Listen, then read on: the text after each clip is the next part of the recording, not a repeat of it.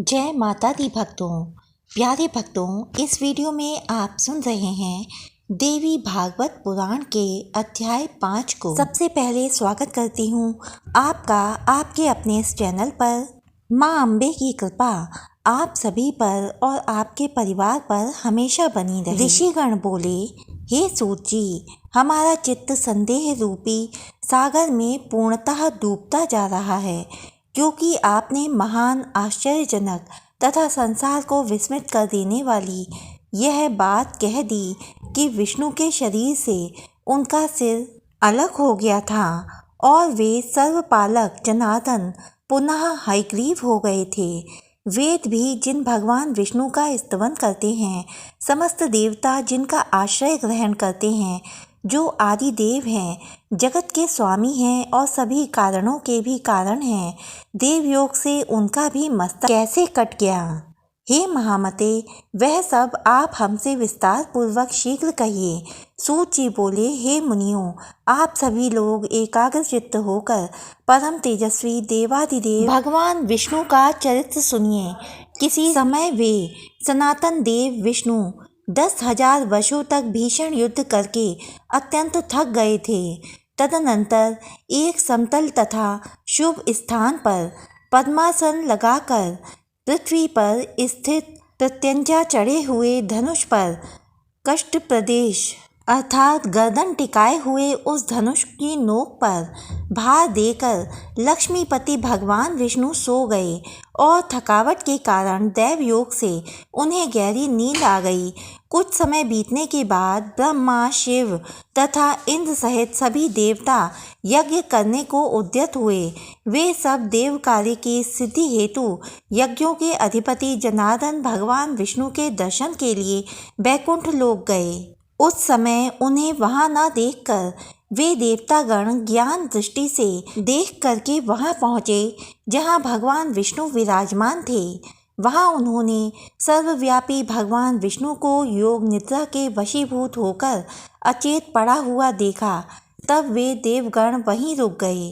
सभी देवताओं के वहां रुक जाने के बाद जगतपति विष्णु को निद्रा मग्न देखकर ब्रह्मा, रुद्र आदि प्रमुख देवता अत्यंत चिंतित हुए। तदनंतर इंद्र ने देवताओं से कहा, हे श्रेष्ठ देवगण, अब क्या किया जाए? हे श्रेष्ठ देवताओं, अब आप सभी यह विचार करें कि इनकी निद्रा किस प्रकार भंग की जाए। तब शिवजी ने इंद्र से कहा, इनकी निद्रा को भंग करने से महान दोष लगेगा, किंतु हे श्रेष्ठ देवगण, यज्ञ कार्य भी अवश्य करणीय है। इसके बाद परमेष्ठी ब्रह्मा जी ने पृथ्वी पर स्थित धनुष के अग्रभाग को खा जाने के लिए दीमक का सृजन किया। उन्होंने यह सोचा कि दीमक के द्वारा धनुष का अग्रभाग खा लिए जाने पर धनुष नीचा हो जाएगा, तब वे देवादिदेव विष्णु निद्रा मुक्त हो जाएंगे। ऐसा होने पर निस्संदेह देवताओं का संपूर्ण कार्य सिद्ध हो जाएगा। अतः सनातन ब्रह्मा जी ने दीमक को इस कार्य के लिए आदेश दिया। तब दीमक ने ब्रह्मा जी से कहा कि देवादिदेव जगत गुरु लक्ष्मीपति भगवान विष्णु की निद्रा भंग मैं कैसे करूं? क्योंकि नींद में बाधा डालना, कथा में विघ्न पैदा करना, पति पत्नी के बीच भेद उत्पन्न करना एवं माँ पुत्र के बीच वैर भाव उत्पन्न करने के लिए षड्यंत्र करना ब्रह्म हत्या के समान माना गया है। अतः मैं देवादिदेव भगवान विष्णु का सुख क्यों नष्ट करूं? हे देव, उस धनुष का अग्रभाग खाने से मेरा क्या लाभ है, जिसके लिए मैं ऐसा पाप करूं? स्वार्थ के वशीभूत होकर ही समस्त लोग पाप कार्य में प्रवृत्त होता है, इसलिए मैं भी इसमें कोई स्वार्थ सिद्धि होने पर ही इसको खाऊंगा। ब्रह्मा जी बोले, सुनो, हम लोग यज्ञ में तुम्हारे भाग की व्यवस्था कर देंगे, इसलिए तुम अविलंब भगवान विष्णु को जगाकर हम लोगों का कार्य संपन्न कर दो।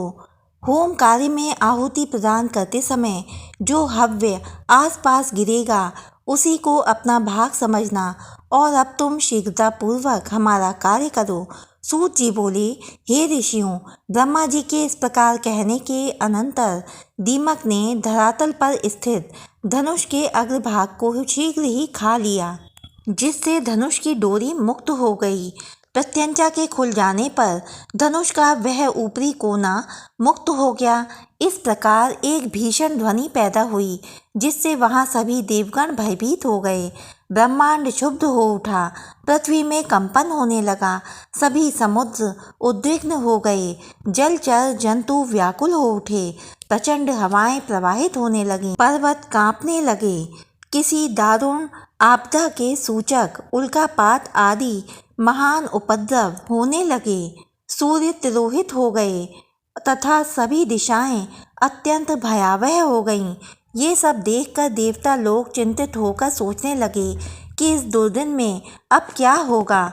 हे तपस्वियों, वे देवतागण ऐसा सोच ही रहे थे कि किरीट कुंडल सहित देवादिदेव भगवान विष्णु का सिर कटकर कहीं चला गया। कुछ समय के बाद उस घोर अंधकार के शांत हो जाने पर ब्रह्मा और शंकर ने भगवान विष्णु का मस्तक विहीन विलक्षण शरीर देखा। भगवान विष्णु का सिर विहीन धड़ देखकर वे श्रेष्ठ देवता अत्यंत विस्मित हुए और चिंता सागर में निमग्न होकर शोकाकुल हो विलाप करने लगे। हे नाथ, हे प्रभु, यह कैसी विचित्र अलौकिक घटना हो गई। हे देवादिदेव, हे सनातना, हम सभी देवताओं के लिए यह बात विनाशकारी है। यह किस देवता की माया है जिसके द्वारा आपके सिर का हरण कर लिया गया? आप तो सर्वदा अच्छेद्य अभेद्य हैं। हे विभो, इस प्रकार आपके चले जाने पर हम देवता तो मृत्यु को प्राप्त हो जाएंगे। हम लोगों के प्रति आपका कैसा स्नेह था। हम लोग स्वार्थ के कारण ही रुदन कर रहे हैं। संकट की यह स्थिति ना तो दैत्यों ने, ना यक्षों ने और ना राक्षसों ने ही पैदा की है, अपितु हम देवताओं ने ही यह विघ्न उत्पन्न किया है। तथापि हे रमापते, इसमें किसका दोष समझा जाए? हम सभी देवता पराश्रित हैं। हम इस समय क्या करें और कहाँ जाएं? हे देवेश, हम मूढ़ बुद्धि वाले देवताओं के लिए अब कहीं भी कोई शरण नहीं है। यह कोई सात्विकी, राजसी या तामसी माया भी नहीं है जिसके द्वारा आप मायापति जगत गुरु का सिर काटा गया है। तब शिव सहित समस्त देवताओं को करुण क्रंदन करते हुए देखकर वेद वेत्ताओं में श्रेष्ठ देवगुरु बृहस्पति ने उन्हें सांत्वना देते हुए कहा, हे महाभागो, अब इस क्रंदन से क्या लाभ है? इस समय तो विवेक का आश्रय लेकर कोई उपाय करना चाहिए। हे देवेंद्र, भाग्य एवं पुरुषार्थ दोनों ही समान श्रेणी के हैं, फिर भी उपाय करना ही चाहिए और वह दैव योग से ही सफल होता है। इंद्र बोले, अनर्थकारी पुरुषार्थ को धिक्कार है। मैं तो दैव को श्रेष्ठतर मानता हूँ, क्योंकि हम देवताओं के देखते देखते विष्णु का सिर कट गया। ब्रह्मा जी बोले, काल द्वारा जो भी शुभ अशुभ कर्मों का फल निर्धारित है उसे अवश्य ही भोगना पड़ता है। भाग्य का अतिक्रमण कौन कर सकता है? प्रत्येक प्राणी काल क्रम के अनुसार सुख दुख भोगता ही है, इसमें कोई संदेह नहीं है। जिस प्रकार पूर्व काल में काल की प्रेरणा से शंकर जी ने मेरा मस्तक काट दिया था, उसी प्रकार शाप के कारण शिव जी का लिंग कटकर गिर गया था और उसी प्रकार आज विष्णु जी का सिर कटकर लवण सागर में जा गिरा है। दैव योग से ही इंद्र को भी सहस्र भगों की प्राप्ति हुई। उन्हें दुख भोगना पड़ा। वे स्वर्ग से च्युत हो गए और मानसरोवर के कमल में रहने लगे। इस संसार में जब इन महाभाग देवताओं को भी दुख का भोग करने के लिए विवश होना पड़ा, तो फिर दुख भोगने से भला कौन वंचित रह सकता है? अतएव आप लोग शोक का परित्याग कर दें और उन महामाया विद्या रूपा सनातनी ब्रह्म विद्या तथा जगत को धारण करने वाली देवी का ध्यान कीजिए, जिनके द्वारा यह चराचर संपूर्ण त्रिलोक व्याप्त है। वे निर्गुणा परा प्रकृति हम लोगों का समस्त कार्य सिद्ध कर देंगी। सूत जी बोले, हे मुनियों, देवताओं से इस प्रकार कहकर ब्रह्मा जी ने कार्य की सिद्धि की कामना से अपने सम्मुख सशरीर विद्यमान वेदों को आदेश दिया। ब्रह्मा जी बोले, आप लोग समस्त कार्यों को सिद्ध करने वाली पराम्बा ब्रह्म विद्या सनातनी तथा निगुण अंगों वाली महामाया का स्तवन कीजिए। उनका यह वचन सुनकर समस्त सुंदर अंगों वाले वेद जगत की आधार स्वरूपा तथा ज्ञान गम्या उन महामाया की स्तुति करने लगे। वेदों ने कहा, हे देवी, हे महामाये, हे विश्वोत्पत्तिकारिणी, हे शिवे, हे निर्गुणे, हे सर्वभूतेशी, हे शिव कामार्थ प्रदायिनी माता, आपको नमस्कार है। आप सभी प्राणियों को आश्रय देने के लिए पृथ्वी स्वरूपा हैं तथा प्राणधारियों की प्राण भी हैं। बुद्धि, श्री, कांति, क्षमा, शांति, श्रद्धा, मेधा, धृति एवं स्मृति सब कुछ आप ही हैं। ओंकार में अर्ध मात्रा के रूप में आप ही विराजमान हैं। आप गायत्री, भूः, भुवः, स्वः आदि व्याहृति, जया, विजया, धात्री, लज्जा, कीर्ति, स्पृहा एवं दया सभी कुछ है। हे अम्ब, आप तीनों लोकों के रचना तंत्र में दक्ष करुण से युक्त सभी प्राणियों की माँ, विद्या कल्याणी, सभी प्राणियों की हित साधिका, सर्वश्रेष्ठ वाग बीज मंत्र में वास करने में निपुण तथा संसार का क्लेश दूर करने वाली हैं। आपकी हम स्तुति करते हैं। ब्रह्मा, शंकर, विष्णु, इंद्र, सरस्वती, अग्नि, सूर्य तथा सभी भुवनों के स्वामी आपके द्वारा ही निर्मित किए गए हैं, अतः उनकी अपनी कोई विशेषता नहीं है। आप ही सभी चराचर जगत की माता हैं। हे जननी, जब आप जगत की रचना की कामना करती हैं तब आप सर्वप्रथम ब्रह्मा, विष्णु, महेश इन प्रमुख देवों का सृजन करती हैं। उन्हीं के माध्यम से एकमात्र आप ही जगत का सृजन, पालन एवं संहार कार्य पूर्ण कराती हैं। हे देवी, आप में संसार का लेश मात्र भी नहीं रहता। हे देवी, संपूर्ण संसार में ऐसा कोई भी निपुण प्राणी नहीं है जो आपके रूप को जान सके, और ना तो ऐसा कोई योग्य मनुष्य है जो आपके नामों की संख्या की गणना करने में समर्थ हो। जो थोड़े से जल का संतरण करने में असमर्थ हो, वह बुद्धि संपन्न मनुष्य भला महासागर को पार करने में कुशल कैसे होगा। हे भगवती, आपके अंतहीन वैभव को जान सकने में देवताओं में कोई भी समर्थ नहीं है। एकमात्र आप समस्त विश्व की माता हैं। आप अकेले ही इस संपूर्ण मिथ्या जगत की रचना कैसे करती हैं।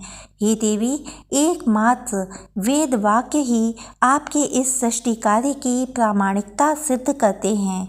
हे भगवती, समग्र जगत को परम कारण स्वरूपा होती हुई भी आप इच्छा रहित हैं।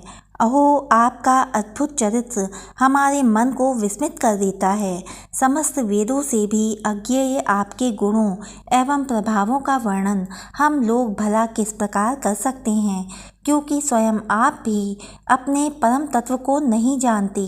हे जननी, क्या आप भगवान विष्णु के शिरोच्छेदन की घटना नहीं जानती हैं।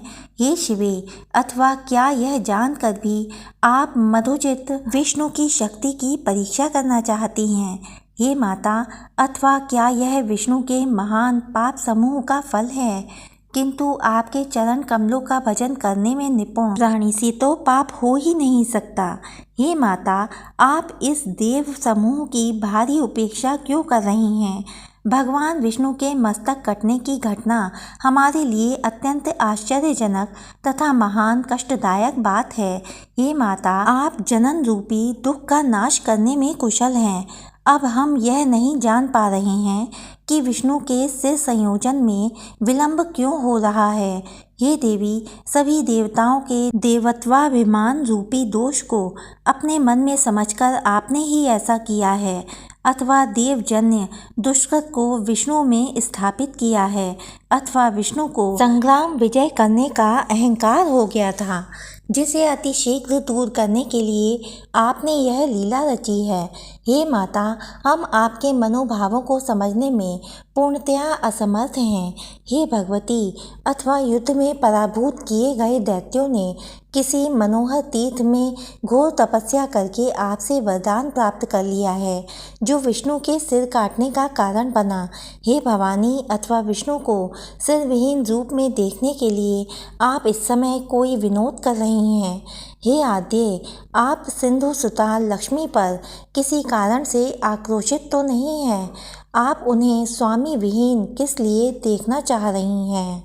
आप अपने ही अंश से प्रादुर्भूत लक्ष्मी का अपराध क्षमा करें और भगवान विष्णु को जीवन दान देकर रमा को प्रसन्न कर दें। जगत के समस्त कार्यों को संपादित करने में प्रमुख भूमिका वाले अतिशय प्रभावशाली ये देवता आपको निरंतर नमस्कार करते हैं। हे देवी, सर्वलोकाधिपति विष्णु को जीवित करके आप देवताओं को शोक सागर से पार कीजिए।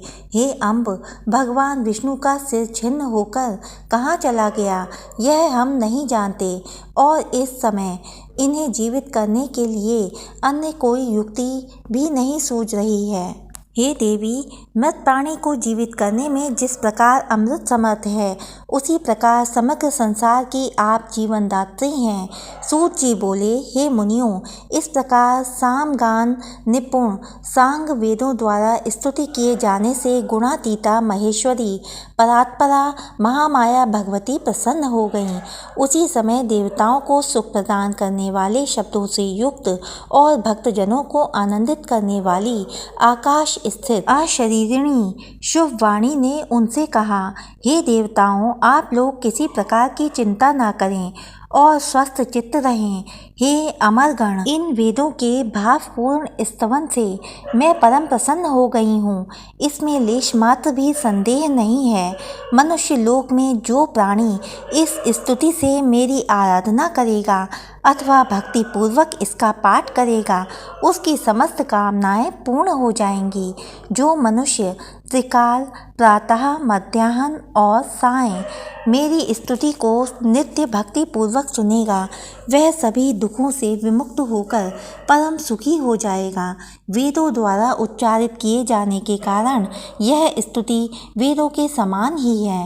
हे देवों, अब आप विष्णु के शिरोच्छेद का कारण सुनिए, क्योंकि इस लोक में बिना कारण कोई कार्य कैसे हो सकता है। एक बार अपने समीप बैठी हुई अपनी प्रियतमा सागर पुत्री लक्ष्मी का चित्ताकर्षक मुख देखकर भगवान विष्णु हंस पड़े। उन्होंने सोचा कि भगवान विष्णु मुझे देखकर क्यों हंस पड़े। मेरे मुख में विष्णु जी द्वारा दोष देखे जाने का आखिर क्या कारण हो सकता है, और फिर बिना किसी कारण उनका हंसना संभव नहीं हो सकता। मुझे तो ऐसा प्रतीत होता है कि उन्होंने किसी अन्य सुंदर स्त्री को मेरी सौत बना लिया है। इसी विचार मंथन के परिणाम स्वरूप लक्ष्मी जी कोपाविष्ट हो गईं और तब उनके शरीर में तमोगुण संपन्न तामसी शक्ति व्याप्त हो गई। तदनंतर किसी दैव योग के प्रभाव से देवताओं के कार्य साधन के उद्देश्य से ही उनके शरीर में अत्यंत उग्र तामसी शक्ति प्रविष्ट हुई। तब लक्ष्मी जी के शरीर में तामसी शक्ति का समावेश हो जाने के कारण वे अत्यंत क्रोधित हो उठीं और उन्होंने मंद स्वर में यह कहा, तुम्हारा यह सिर कट कर गिर जाए। स्त्री स्वभाव के कारण भावावेश तथा संयोग से बिना सोचे समझे ही लक्ष्मी जी ने अपने ही सुख को विनष्ट करने वाला श्राप दे दिया। सौत के व्यवहार आदि से उत्पन्न होने वाला दुख वैधव्य से भी बढ़कर होता है। मन में ऐसा सोचकर तथा शरीर पर तामसी शक्ति का प्रभाव रहने के कारण उन्होंने ऐसा कह दिया। मिथ्याचरण, साहस, माया, मूर्खता, अतिलोभ, अपवित्रता तथा दयाहीनता ये स्त्रियों के स्वाभाविक दोष हैं। अब मैं उन वासुदेव को पूर्व की भांति सिरयुक्त कर देती हूँ। इनका सिर पूर्व श्राप के कारण लवण सागर में डूब गया है। हे श्रेष्ठ देवताओं, इस घटना के होने में एक अन्य भी कारण है। आप लोगों का महान कार्य अवश्य सिद्ध होगा, इसमें कोई संदेह नहीं है। जय माता दी भक्तों, वीडियो को अंत तक सुनने के लिए आपका बहुत बहुत धन्यवाद। अभी तक आपने सुना देवी भागवत के अध्याय 5 का भाग 1। तो इसी अध्याय के भाग 2 को सुनने के लिए जल्दी से हमारे चैनल को सब्सक्राइब कीजिए, वीडियो को लाइक कीजिए। मिलती हूँ आपसे अगले वीडियो में, तब तक के लिए जय माता दी।